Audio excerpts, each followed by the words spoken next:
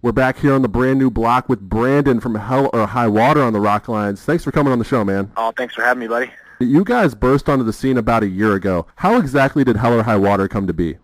It just kind of started as a project that I wanted to get started. I played in another band called Atreyu, and we were going on a pretty long break, and I had been writing a lot of songs and kind of had this vision for a band going, and I had basically written and recorded most of the record myself, and when it came time to go ahead and have the time for it, I found a great bunch of guys and was lucky to find a great band and people that were on the same page, had the same vision as me, and we all just kind of hopped in a van and started touring, and the rest is history, like last summer, and just been trying to hustle.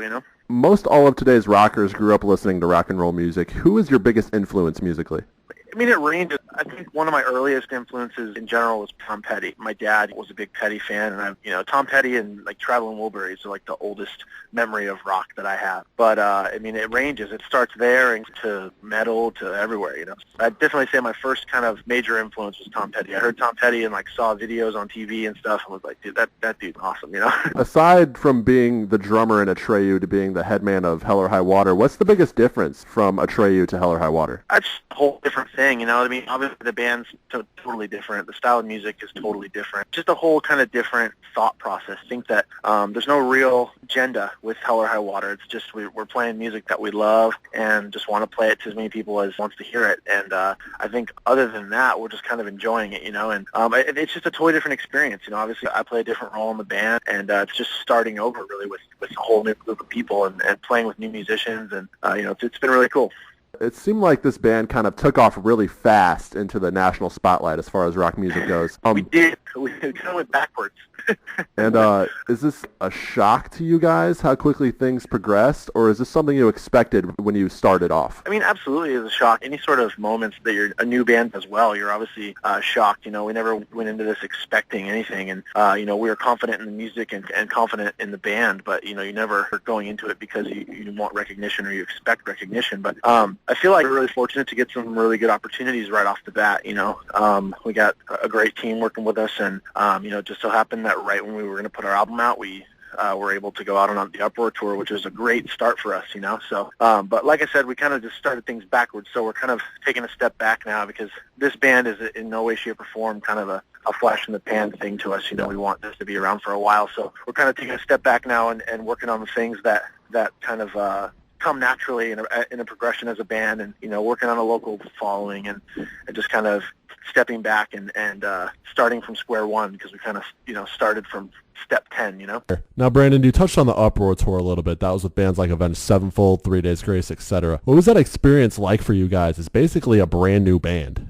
I mean, it was awesome. That was literally our first tour we'd ever done. So it was great to be able to play in front of that many people and get exposed to kind of a real varied kind of fan base. And it was great, too, because we're friends with the Avenged Sevenfold guys. We're friends with the Bullet for My Valentine guys. And, we knew a lot of people on that tour. Obviously, Atreyu had done a lot of John Reese's tours in the past. We've done Taste of Chaos and we've done Mayhem and all these things. So we knew a lot of people in production. And it was just really cool to go on to such a big, high-profile tour.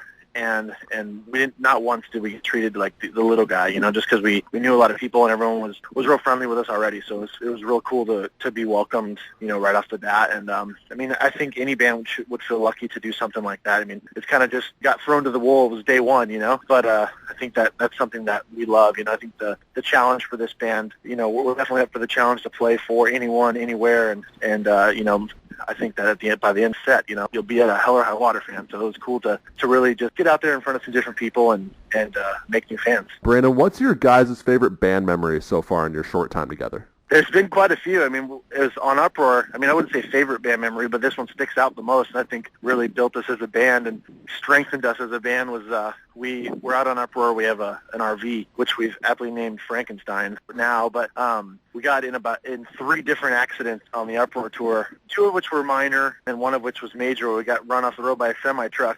And my wife, who tour manages us, got thrown out of her bunk, and the whole back and side of our RV was completely thrashed. The rest of the tour, like, people would see us drive up in this patched up RV with tape and like tarps and stuff, and they would just kind of be like, "What the hell are you guys doing here still?" And I was like, look at the band name. We're not stopping anytime soon. So exactly. We're here. the RV looks like crap, but it still drives. So we've kind of run into a lot of instances and fun things like that have really kind of solidified us as friends and a band, and really gotten some muscle on the bone, you know? You guys just recently shot the music video for Terrorized in the Night. Is that done, or is that still in? It's done. We got the final edit a couple days ago, which is awesome. We're all super excited about it, and should be out here within a couple weeks or a month or so, just kind of figuring out the release date and kind of premiere situations and stuff like that. So. And what was that experience like for you guys, and what can the fans expect from the video? I mean, it was cool. I mean, this was our first music video, so we didn't want to come on too serious, you know, whatever. We're definitely a fun band, and I just wanted to do kind of a fun video. So it's a funny take on a 70s kind of horror flick. Went for that kind of low-budget horror film thing, and but just kind of put a fun spin on it. So it's definitely cool, and it's actually a spin-off of the storyline. Is a spin-off of what the song is actually about. The song is about some shenanigans that occurred, our guitar player Matt and my next-door neighbor. So we kind of just took a play on what happened in the evening in which the song was birthed and put it into a video. I'm going to end off with a pretty general question. What's next for you guys?